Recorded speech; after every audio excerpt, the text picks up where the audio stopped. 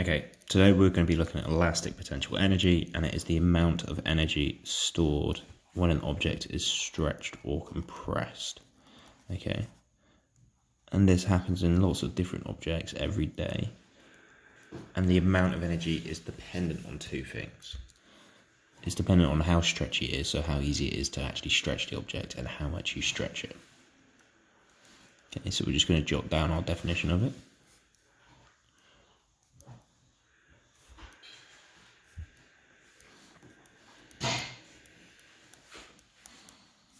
And because we're in science, we decided to use a different term. Instead of using the word stretched, we're going to use another word. We're going to use the word extension, because we extend this object. Okay? And it is dependent on two things.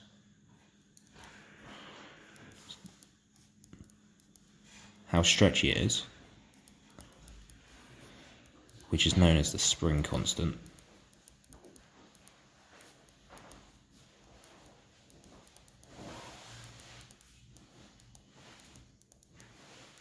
And then how far you stretch it, or how far you extend it or compress it. And that's just called the extension. Okay? Now, of course, we're going to do practicing this today with an equation, but let's just have a little look at an example of what this actually means. We can have an object, a spring, and this can be its length. Okay? And let's say that length is 5 centimeters. We can then attach a weight to it and extend that spring. So then instead of it being 5 centimeters, it becomes 8 centimeters. Right. The spring has changed in length by the difference between 5 and 8. So the spring has extended by 3 centimeters.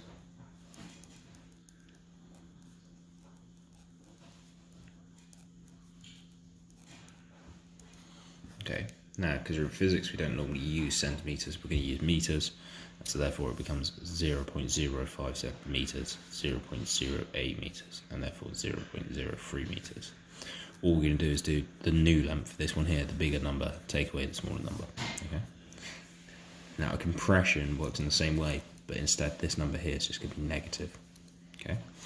And what this leads us to is it leads us to an energy equation for the elastic energy stored.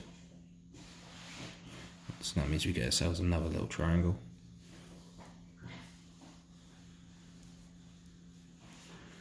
This is going to be elastic energy on top, a half, a K, and then an E squared. This is our elastic energy, and it's measured in joules. This is a type of energy. A half is just 0.5. K is spring constant, and it is measured in newtons per meter.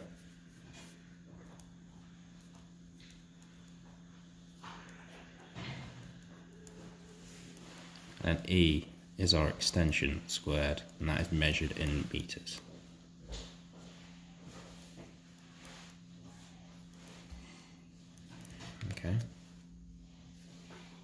Okay, so now we're going to look at a couple of examples. The first example is when you stretch a spring which has a spring constant of 5 newtons per meters so that it extends 2 meters. Calculate the elastic potential energy of the stored energy in the stretched spring.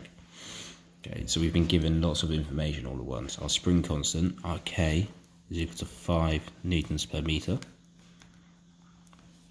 Okay, and remember that's just how stretchy it is. Our extension is 2 meters. Right, we don't have any other information, but we know it's asking us to calculate our elastic energy, which is a big E with a little e. So remember how kinetic was big E, little k, and gravitational was big E, little g. Okay, and that is equal to a half then times by k times by E squared. And all we're going to do is we're just going to put the numbers in each time. This is going to be a half times by 5 times by 2 squared. The only thing that's squared is this 2. Right, and so 2 squared is going to become 4, So we're just going to do a half times by 5 times by 4. And therefore our elastic energy for this example is equal to what? Just to give you a second to fill that in yourself.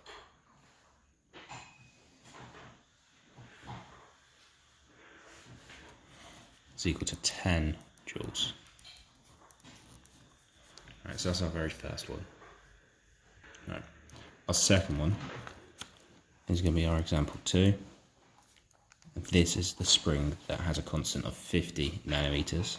So this time K is going to be equal to 50 newtons per meter,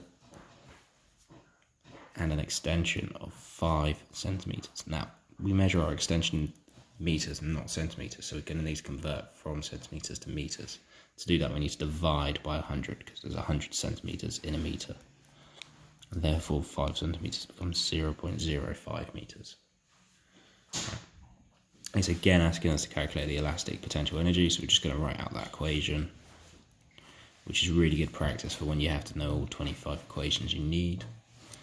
And so that puts you in a really comfortable position to use it. But again, we're just going to write it in now with our numbers, and this is one of our marks, which is so easy to make sure that we bank.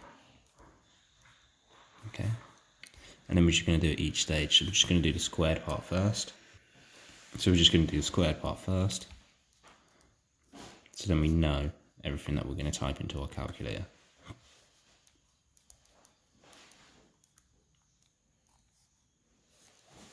There's a slight error there. 0.25. And therefore our elastic energy is just going to be that times altogether. Right, and our final answer is 0.0625 joules. Because we've got to make sure that we include those joules. Right, our final example today is going to be slightly different. It's going to be example 3. And the way that it's different is instead of being an extension, instead of the spring getting longer, this one here is a compression. Right? And it's a real world compression. A tennis ball is bouncing when it hits the floor, it's compressed or squashed 0.02 meters. Right? So instead of writing E is equal to a positive number, because it's getting smaller, so it's starting off this big and it's getting smaller, we're going to write it as a negative minus 0.2 meters. Right, and that's the only difference. K is the spring constant still, and the tennis ball is a spring constant of 100 newtons per meter. And again, we're going to use the exact same equation.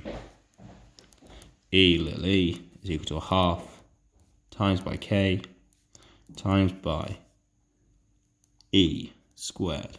Now, this is where it gets interesting with the E squared.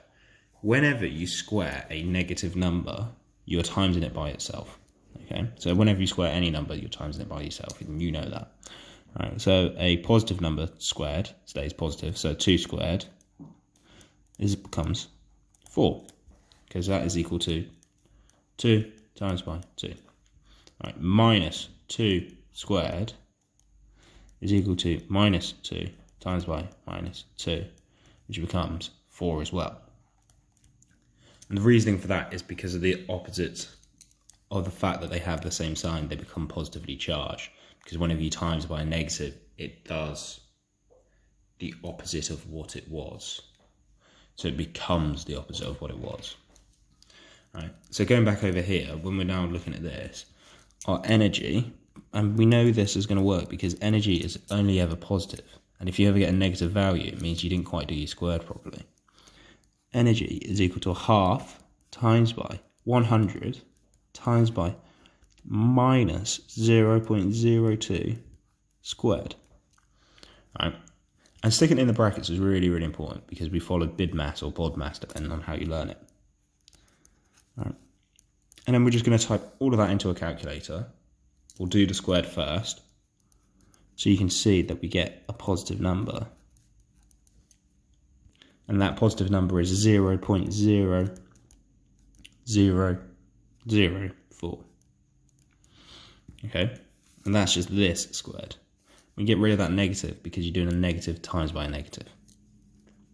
And our elastic energy, therefore, is just going to be the same as what we used to do, which is where we type all of that into a calculator to get our final number.